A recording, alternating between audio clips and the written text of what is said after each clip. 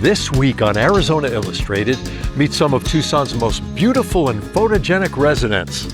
Bobcats, personality, they're very buzzy, kind of fierce little personality, and yet they live with humans almost seamlessly. It's remarkable. Drawing, printmaking, and community with artist Andrew Rush. It's a community space where printmakers, artists can come together, learn, and share their time together. And our Tiny Home series continues with the group Wholistic Transformation. Unless the things that we're doing change the heart and the mind of the people we're trying to help, it's not going to lead to transformation. It's not lasting change.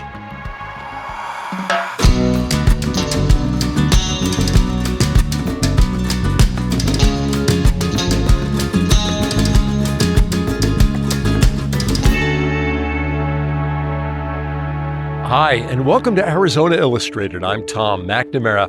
You know, Arizona is known for its scenic national parks and other destinations that allow you to explore and discover to your heart's content.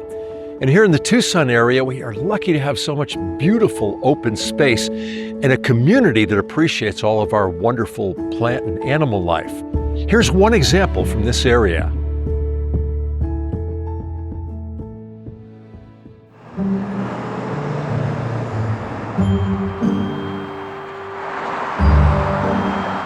In sprawling cities around the world, many people never get to truly know their neighbors, but residents west of I-10 in Tucson are making a concerted effort to do that. And they'll take as much information and details as possible. I catch the videos of them on the 2 cameras I have outside, and those cameras log what time. So I put the times into my spreadsheet. I had seen him coming to the house at night on camera. He seemed very tentative. The inquisitive homeowners are focusing on photogenic felines, not human beings.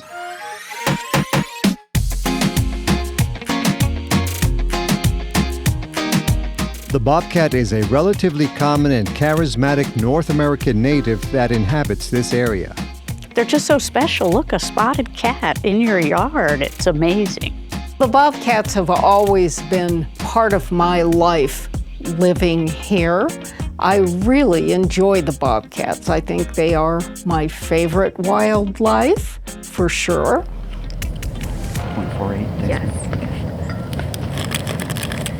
Dozens of people are volunteering as citizen scientists with the Bobcats in Tucson Research Project. The group was founded in 2020 by retired wildlife professionals who want to give back for the greater good. Their collective experience spans about 200 years.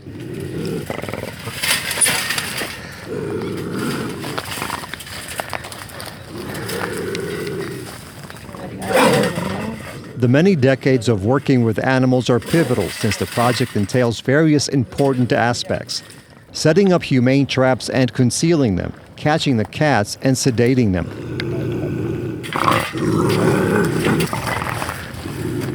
Got it? Yep. Okay. Time is 9:04. Dr. Erica Johnson is the on-call veterinarian who also volunteers. A few years ago, the biologist had reached out to us to see if we'd be interested in helping with this project, and we were very interested and are glad to help. What happens when we pull a bobcat out of a trap? First, we are checking reflexes to make sure that it is sedated and not going to be a harm to us or to itself. Once the bobcat is out, we will get a weight on it and immediately get vitals to make sure that it's handling the sedation well. And once we do that, we do a complete exam on the cat and we draw blood. We get some samples to send to the lab. Usually some blood and some oral swabs to do some viral testing. One essential technological breakthrough are modern satellite collars that drop off when the battery is dead or can be released remotely by the scientists. The real basic elements of the project are fairly simple and straightforward at this point because we don't have a lot of information. So we wanted to know, where are these bobcats living? How are they making a living? How does a female raise a kitten in an urban environment like this suburban, urban fringe here on Tucson. What's happening with our bobcat population? I had a friend who's a biologist here in Tucson who's also a cat person, and she had done some preliminary work on this population and told me about it, and it just stuck in my head. I was so amazed that bobcats, the personality, they're very buzzy, kind of fierce little personality, and yet they live with humans almost seamlessly. It's remarkable. Okay, off you go. So far, the project has identified dozens of individuals. Each one is unique. Well, Avery is one of the bobcats that we caught early on. She's a big female, and she's become kind of a star of the project, if you will. Avery has her kittens right in the urban development. So she's in the middle of housing developments and raising her kittens. And because she doesn't have rock piles and places to stash them, she's been using roofs. So she lives on top of a roof and stashes her kittens there right after they're born for 6, 8 weeks, something like that, and then moves out every morning and every evening to hunt, and then comes back to the housing development to take care of the kittens. I believe that they structurally look at our environment, what we think of as a house. It's just a rock pile that humans happen to live in. One of the things that's fascinated all of us is they go back to the same houses over and over again. So once they find, we call them cat houses, but once they find a friendly house, they go back over and over again. And people are very proud of that in most cases. And, you know, if you're not friendly, then you're likely not going to see them again. But we do have, you know, bobcats that have had their kittens and raised their kittens several years in a row at a particular house. One of them said they wanted to have us all out for a barbecue, and they said, we have to wait till the bobcats leave because we got a new grill, but it's out in the backyard and we can't put it together because we don't want to bother the bobcats.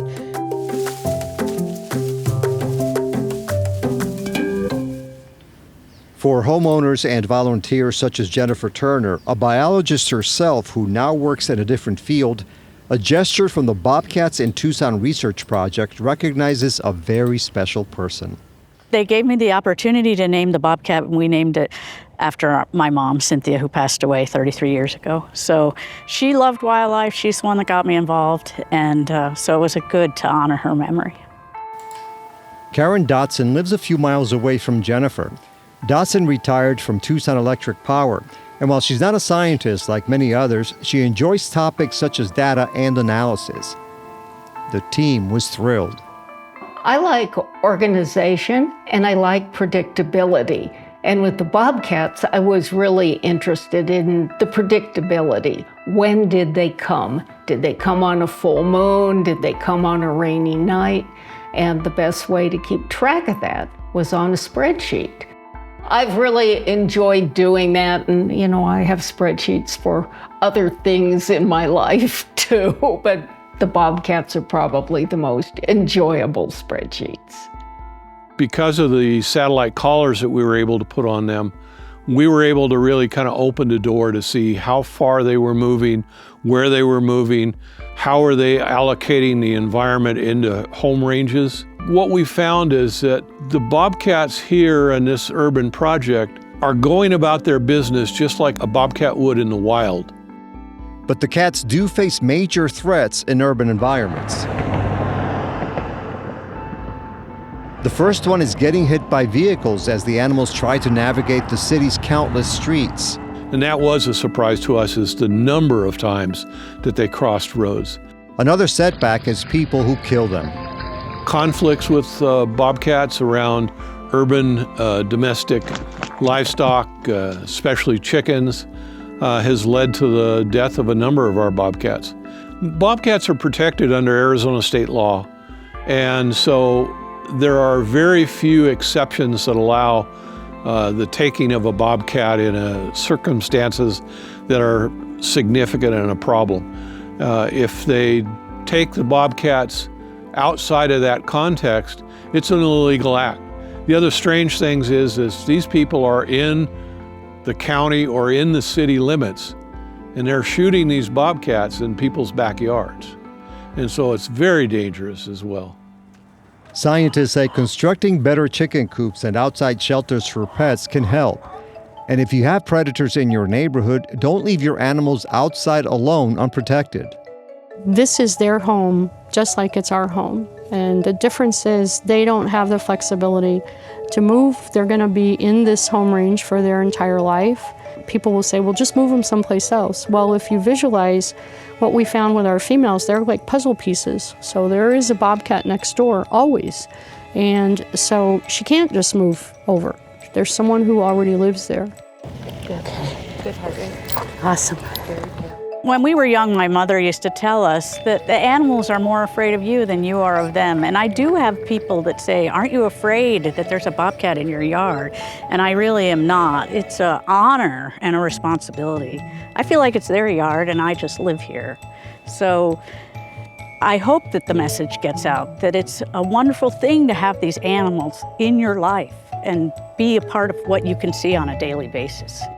I always tell people I'm glad I advocate for bobcats and not javelina. Because if you compare the two, javelina caused way more problems, way more property damage, injuries, you name it. And bobcats, it's really remarkable. I treat my profession very personal. I don't do it for myself or anybody else. I do it for the wildlife. Anything that I can find that will benefit them, I feel like I'm doing my job. My goal is if someone says Tucson, someone goes, oh, that's where all those bobcats live. I really think that it's that unique of a situation, and it's something that Tucson should be proud of. It's a point of pride as far as I'm concerned.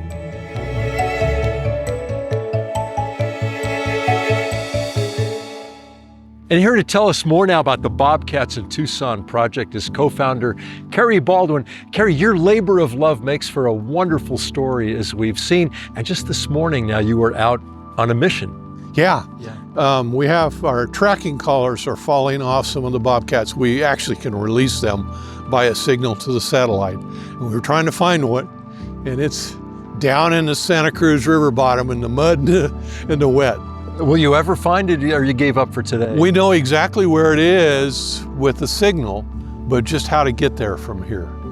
This, as I mentioned, a labor of love. It was going to be 3 years. Now you've extended it to 2024 because there's lots more to find out about these wonderful animals. Absolutely, and that's really what it was. And then the other part of it is that we were very lucky that the public has provided us extra funding so we can buy more equipment, more collars, and continue the research on. What's been your biggest thrill, your biggest surprise in all of this? I think the biggest surprise is how well these bobcats move through this suburban environment. They're very, very good at finding a way to make a living and coexisting with people. And the problem is it's more people being unwilling to coexist with them. But you think that might be changing now? Tucson's really good about that, and it is a very positive environment, but it's a slow one, and it's a small portion of people that have a problem with bobcats. How unusual is it to have so many bobcats in a city like Tucson, an urban setting like this? This is pretty unique. Based on what we hear from other researchers on bobcats and other places, we may have the highest density of bobcats anywhere. In the world? Yeah, in an urban environment like this, it's extremely dense. Basically in Tucson, there are bobcats everywhere. Yeah, in the city and all the way from the city. So you take the Tucson Basin and it's pretty much completely filled with bobcats. Carrie, looking at the broader picture of what you've discovered about bobcats in the last several years, so many species are under siege and dwindling and suffering even. What have you learned about bobcats in that respect? Are they thriving? Are they holding steady? Yeah, our bobcat population here in Tucson is doing very, very well. And bobcats in general are the most common of the spotted cats worldwide. So they're doing fine, they're not endangered, and it really is one of the rewards we get here in Tucson is that we have a spotted cat where most of the spotted cats in the world are endangered or threatened. Ours aren't. Ours are doing fine. And as long as we provide them a habitat and a place to make a living, we're going to have bobcats from here on out. Kerry, thank you, and thank you for what you do. Our pleasure. To learn so much more, you can go to the website bobcatsintucson.net. Andy Rush is a former associate professor of art at the University of Arizona.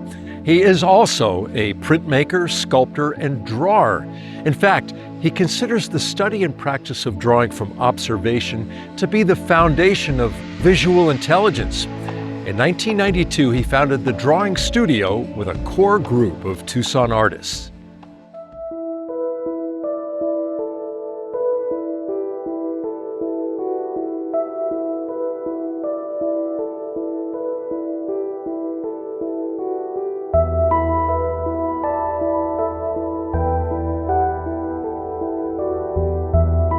First of all, drawing is a language. It's more than what you see with your eyes, because to draw goes through your kinesthesia. So there's a whole language that is developing as I actually draw you with my body. And so for me, drawing brings us in a much deeper and more personal way.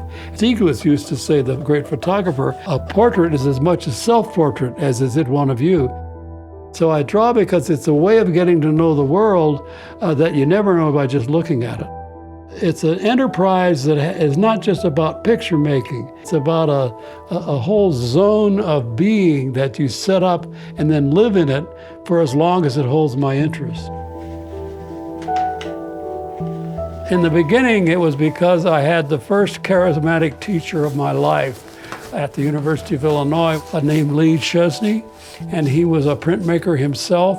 And I walked into the graduate studio one day after he had first arrived and watched him engraving on a large copper plate, and I was hooked. I was in the Marine Corps. When I was in Korea, I was on the demilitarized zone, and that meant by day there was nothing to do. So I would be with my watercolors out wandering the hills, looking at one of the most beautiful countries I've ever seen in my life. I also was in Japan every week and visit Japanese museums, and I learned so much about composition from Japanese woodcuts.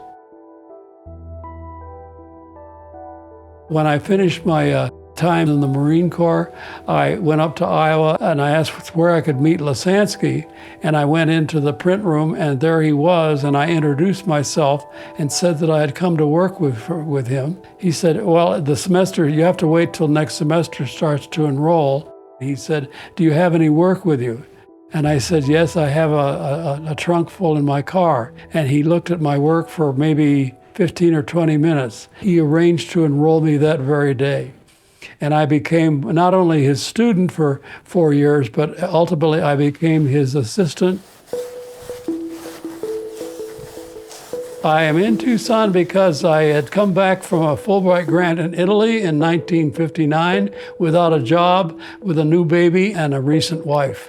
I was prepared to go into design work in Chicago when somebody called me from Arizona and said they had too many students and were looking for a drawing teacher. And could I please consider it? I said, would I consider it? I'll take the job sight unseen, and started work in 2 days at the University of Arizona. Andrew Rush was my printmaking teacher in 1969 and 70 at the University of Arizona. Andy's work is humanistic. It reflects the problems of the world that we're living in. That is part of the history of printmaking. When I first came out here, the art community was a fairly small, tight group. And the name Andy Rush always came up. He was just so well known that I guess I was expecting to feel very small in his presence. And he's such a welcoming person that it was very easy just to sit and chat with him. Lasansky studied with a man named Hayter, and what Hayter brought into the United States was the print shop as a community space where printmakers come together to help each other make their prints.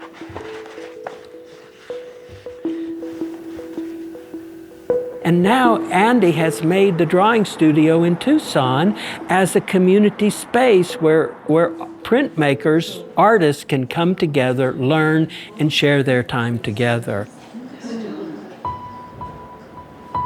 My fascination and experience with community is how come the drawing studio happened.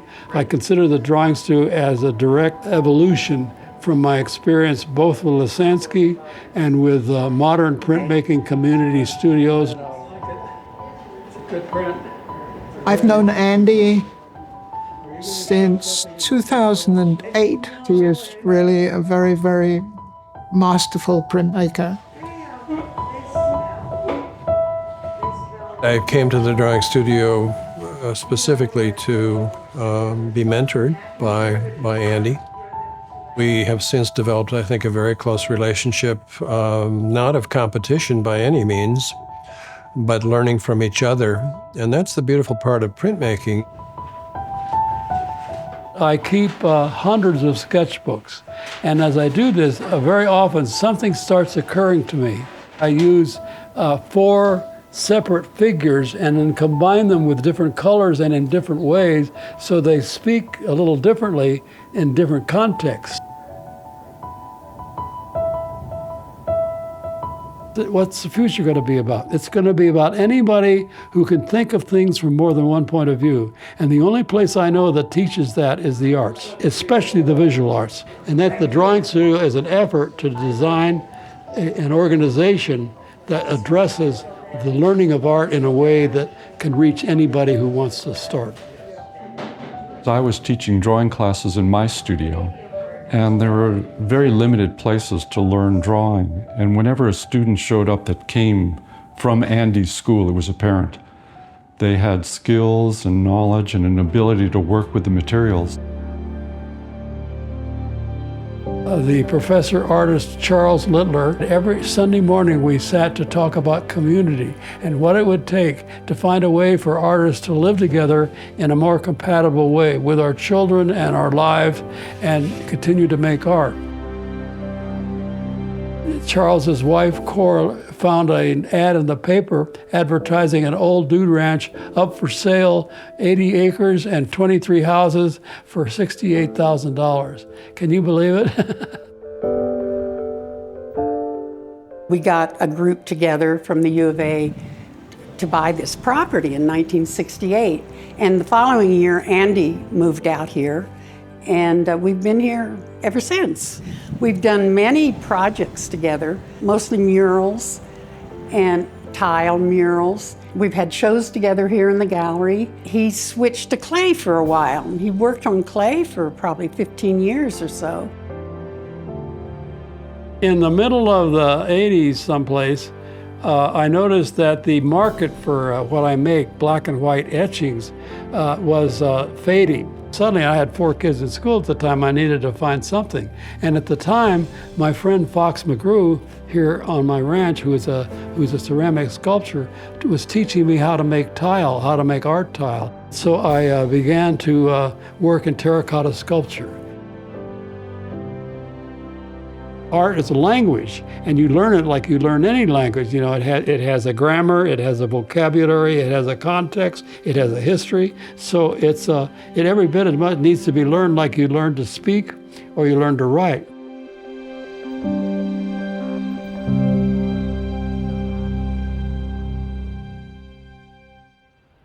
The next story in our Tiny Home series introduces us to a nonprofit called Wholistic Transformation. Director Brian Benz is turning old shipping containers from former Governor Doug Ducey's border wall into cozy little homes for foster youth.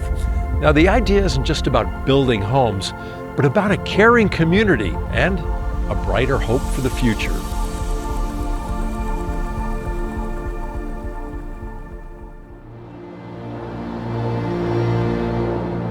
Affordable housing, it's not more affordable today than it was 3 years ago. It was a problem 3 years ago. Now, I would say it's a crisis. Homelessness is not getting better in our community, and so our plan is to build a community of 7 homes on 2 lots that we have in the central part of Tucson at 15th and Plummer. The vision of holistic transformation is to build one-bedroom houses for young adults aging out of the foster care system. These are young adults who experience a tremendous amount of trauma through no fault of their own.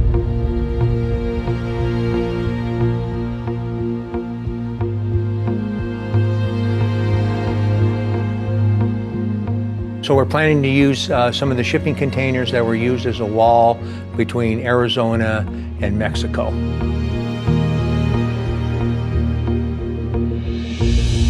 I think there's a symbolism in the idea that walls are to keep people out, and this container is to be used to create a home. The name of the organization is Wholistic Transformation. We spell it with a W. If we're going to speak into the lives and work with others, we need to be aware of the whole person. Unless the things that we're doing change the heart and the mind of the people we're trying to help, it's not going to lead to transformation. It's not lasting change. One of the things that makes us, I think, a little unique is the idea that one of those homes will be inhabited by what we're calling a resident navigator. That's a person who's going to live on site, work with other individuals that are living there, and then navigate the resources that are available in our community. Rent will be collected, but we're going to incentivize people participating in these different areas by reducing rent. So for example, if you're going to school, your rent's going to be reduced by $100. If you're working, you're going to reduce by $100. If you're involved in the maintenance of the facility, the community garden, another $100. It's a complete 320 square foot house. It'll be move-in ready. There will be a queen-size bed. There will be a couch, TV. There'll be like a 9-foot galley kitchen with a full bathroom. It's going to be a very attractive Southwest style courtyard that fits in our community. But the inside will be an industrial look. The walls will be metal. We'll use exposed conduit. We think, one, it's attractive, and plus it gives us more space on the inside. And so I think it'll be something you'd be happy to live in. He was supposed to go and bring 2. The house is the starting place. The people need a place to live. They need a safe environment. You know, what is the responsibility to step up in this area where possible and to be a part of making a difference in affordable housing? Do we have a responsibility? And I feel we do. Thank you for joining us here on Arizona Illustrated. I'm Tom McNamara. We'll see you next week with another all-new episode.